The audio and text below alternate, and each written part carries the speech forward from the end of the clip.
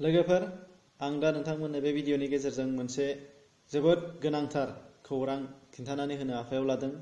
बे खौराङानो जाहैबाय जे भारतनि उदांस्रि सोमावसारनायाव जोंनि बर' माहारिनिफ्राय सोर सोर बिथांमोनहा बाहागो लादोंमोन आरो बाहागो लानायनि दायाव सोर सोर बिथांमोनहा साजा होजादोंमोन, माबादि साजा होजादोंमोन, बेनि सोमोन्दै आं नोंथांमोननो बे भिडिअनि गेजेरजों फोरमायनो सानदों। दा बे बिथिङाव आं फुंखा हिसाबै मोनदों बिथां उदांस्रि सोमावसारगिरि एबा उदांस्रि सोमावसारनायनि पेन्सन मोनगिरि अर्थात फ्रीडम फाइटारनि पेन्सन मोनगिरि बिथां जगेन्द्र कुमार बसुमतारी। बिथाङा गावनो निजे उदांस्रि सोमावसारनायाव बाहागो लादोंमोन। बिथांनिनो लिरनाय उदांस्रि सोमावसारनायाव बर'फोर मुंनि रायथाइनिफ्राय आं बे फुंखाखौ मोननाय जादों आरो नोंथांमोननि सिगाङाव दिन्थिनानै होनो आखायाव लादों। दा बे हिसाबै बिथाङा उदांस्रि सोमावसारनाय आरो बर'फोर रायथाइखौ लिरलांदोंमोन आरो बे लिरनायखौनो बर' साहित्य सभा एबा बर' थुनलाइ आफादना रायथाइ बिहुं मुंनि गांसे बिजाबाव साफायनानै होदों आरो दा बिनिफ्रायनो फुंखाखौ लानाय जादों। दा अब्ला नोंथांमोनहा आसा खालामो भिडिअखौ आबुङै नायजोबगोन आरो जोंनि जारिमिनारि बर' जोहोलावफोरखौ जों गोसोआव लागोन। दा बे बिथिङै फुंखायाव फोरमायनाय बायदि जों मोनो फारियै दतमा, रामफलबिल, बासुगाव, बिजिनी, दरं, रौता, धेकियाजुलि, कामरुप, बजालि, तिहु बायदि जायगाफोराव बर'फोरा बेबायदि सोमावसारनायाव गोबां बाहागो लादोंमोन आरो गोबां आघातबो जादोंमोन।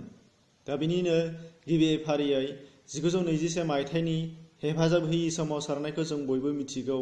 दा बेयावहाय जगेन्द्र कुमार बसुमतारी बिथांनि बिफा बिदा देबेन्द्र बसुमतारी आरो बिमाय जयराम ब्रह्मआ बाहागो लाफादोंमोन। बिथांमोनहा बाहागो लादोंमोन आरो पुलिसजों खाजानैबो लांजादों आरो जेलावबो जोबनानै सोजादोंमोन बै समावनो। दा बेनि फोरमानखौ आं नोंथांमोननो खिन्थानो आखायाव लादों, जेराव बिथाङा जगेन्द्र कुमार बसुमतारी बिथाङा गावनि रायथाइयाव फोरमायनानै होदों ओरैबायदि। बेनि सोमोन्दै बिथां जगेन्द्र कुमार बसुमतारीया लिरदों 1921 मायथाइनि सोमावसारनायाव बर' सेंग्राफ्रा गान्धी थुफि हमनानै हाथाइ बाजार लामा सामा महात्मा गान्धीनि जै होयै होयै पुलिसजों खानानै लांजादों। बिथांमोननि गेजेराव आंनिनो बिदा रुंसारि देबेन बसुमतारीखौ न'निफ्राय खानानै बोलांनायखौ बावाखै। बिनिफ्राय बिथाङा बुंबावदों 1921 मायथाइनि बिदेशी बस्त्र बर्जन सोमावसारनायाव आफा आरो आमाइ रुंसारि जयराम ब्रह्मखौबो दानथाम धुबुरी जेलाव दोनहैदोंमोन। बै समाव आंनि बैसोआ बोसोरसेल'मोन। नैथियाव जों बयबो मिथिगौ एबा जारिमिनाव जों बयबो मोनो जे 1940 मायथाइनि मुंदांखा सत्याग्रह सोमावसारनाय, जायखौ नैथि मुलुग दावहानि समाव जोंनि भारतआव महात्मा गान्धीया दैदेनदोंमोन सत्याग्रह सोमावसारनायखौ। दा बेयावहायबो जोंनि बर'फोरा आसामाव गोबां उदांस्रि सोमावसारगिरिफोरजों बाहागो लाफादोंमोन। बिथांमोननि गेजेराव दंमोन गवालपारा जिल्लानिफ्राय नरपति बसुमतारी, मणिशंकर बसुमतारी, वीरेन्द्र नारायण ब्रह्म पाटगिरि आरो बिथां जगेन्द्र कुमार बसुमतारीया। बिनि उनाव आरोबाव गोबांफोर दंबावोमोन होननानै जगेन्द्र कुमार बसुमतारी बिथाङा बुंलांदोंमोन रायथाइयाव, जायफोरनि मुंखौ बिथाङा गावबो गोसोआव लाजोबनो हायाखै आरो लिरनानैबो गालांजोबनो हानाय जायाखिसै होननानै बुंदों। दा बेखौ बिथाङा रायथाइयाव ओरैबायदि लिरनानै फोरमायदों। बे बिथिङाव बिथाङा लिरदों गवालपारा जिल्लायाव साब्रैल' बर' बे सत्याग्रहआव हेफाजाब होनो महात्मा गान्धीजों सायख'जादोंमोन। बिथांमोनहा जाबाय नरपति बसुमतारी, मणिशंकर बसुमतारी। बिथांमोना सानैबो दुधनৈ थाना सिंनि खारा गामिनि। फारसेथिं वीरेन्द्र नारायण ब्रह्म पाटगिरि आरो आं सानैबो सिदली थाना सिंनि। बेनिफ्राय जोङो फोरमानखौ जों मोननो हायो। थामथियाव दङ 1942 मायथाइनि मुंदांखा भारत एंगारनाय सोमावसारनाय एबा जायखौ मा होनना बुङो क्वाइट इन्डिया मुभमेन्ट। बेयावबो बर'फोरा गोग्लैसोनानै थायाखै रायजोफोर। नोंथांमोन बे सोमावसारनायाव जगेन्द्र कुमार बसुमतारीया गावनो बाहागो लाफादोंमोन। अब्ला बिथाङा मा मोननो बै समाव धुबुरी जिल्ला कंग्रेस आफादनि आफादगिरिमोन। बिथांजों लोगोसे नरपति बसुमतारी आरो बिथांनिनो फिसाज्ला निकुन्दस बसुमतारी आरो फारसेथिंजाय मणिशंकर बसुमतारी, बीरेन दास बर', हिराचरन दास बर' बिथांमोनहाबो गुवाहाटी जेलाव ज' जाफादोंमोन। अब्ला लोगोफोर जोङो बेनि फोरमानखौ बिथांनि लिरनायाव जों मिथिनो मोनगोन। खोनासंलांदो।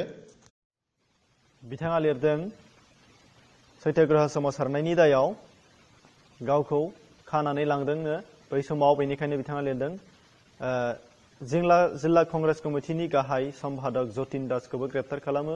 बिथां गैयैलाय आं गवालपारा जिल्लानि बिबानखौ धुबुरी जिल्ला कंग्रेस कमिटिनि आफादगिरिनो सानस्निनि गेजेरावनो सामलायनानै होनो नटिस होयो। उनाव सिडलीयाव सावग्लुंनाय दायाव आंखौ ग्रेप्तार खालामनानै लाङो। बेखिनि। बेफोरनि अनगायैबो गोबां आसामनि फिसा फिसा जायगाफोराव उदांस्रि सोमावसारनाया जाखांदोंमोन गोबां जाहोनाव। दा बैफोर जायगाफोराव सोमावसारनायफोरावबो बर'फोरा एसेबो गोहोम गैयामोन एबा जेबो बिफाव गैयामोन बे नङा। बिथां बसुमतारीया फोरमायलांनाय बादिब्ला बैफोर जायगाफोराव सोमावसारनायावबो गोबां बर'फोरा बाहागो लाफादोंमोन। बेनिनो 1942 मायथाइनि 20 सेप्तेम्बराव ढेकियाजुलिनि थाना दखल खालामनो थांनायाव पुलिसनि गुलियाव थैनांनायफोरा जादों मणि कछारी, रतन कछारी, रेलेरा कछारी आरो जखम जानायफोरा जादों खुन्द्रा कछारी, हेंग्रा बर', राजेन्द्र प्रसाद बसुमतारी, मैना कछारी बिथांमोन। आरो फारसेथिंजाय लखिमपुराव दुतिराम कछारीया थैदोंमोन पुलिसनि गुलियाव। झयगावआव थानायाव श्रीमान बर' आरो गहपुर थानायाव बगाई कछारीमोनहा पुलिसनि गुलि जानानै आखाइ आथिं खोमानानै लानांदोंमोन। आरोबाव बजालिनि सोमावसारनायाव गुलि गावनायाव रावताराम बर'आ थैनांदोंमोन।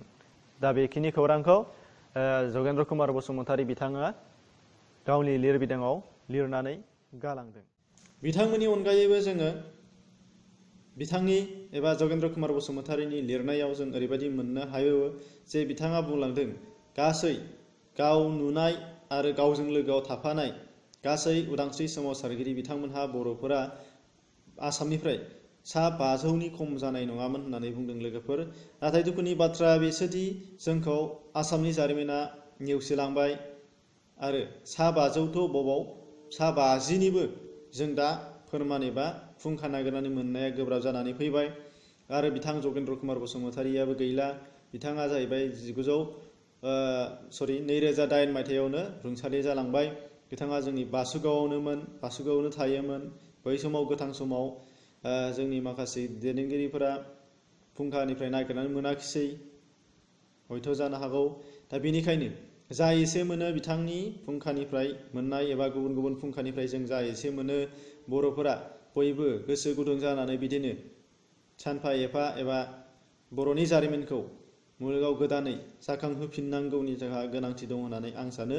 बेनिखायनो नोंथांमोनहाबो जा हायो जेसेबांनो बे बर'नि जारिमिनारि जौगाथायनि थाखाय हाबा मावगोन होननानै आं सानो। गोजोन्थों।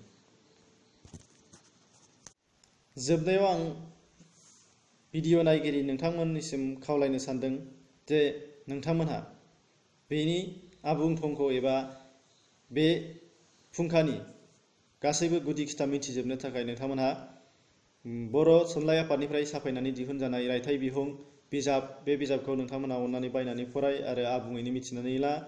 मानो होनबा आङो बे भिडिअ'आव गासैखौबो आबुङैनो फोरमायनानै होनो हाजोबनाय जायाखिसै। बेनिखायनो नोंथांमोनहा आबुङैनो बिजाबखौ बायनानै फरायनानै ला। नैबे बिजाबानो नोंथांमोन, बेसेना बारा बुरजा नङा। साफायनाय बेसेनाव दङ बेनियाव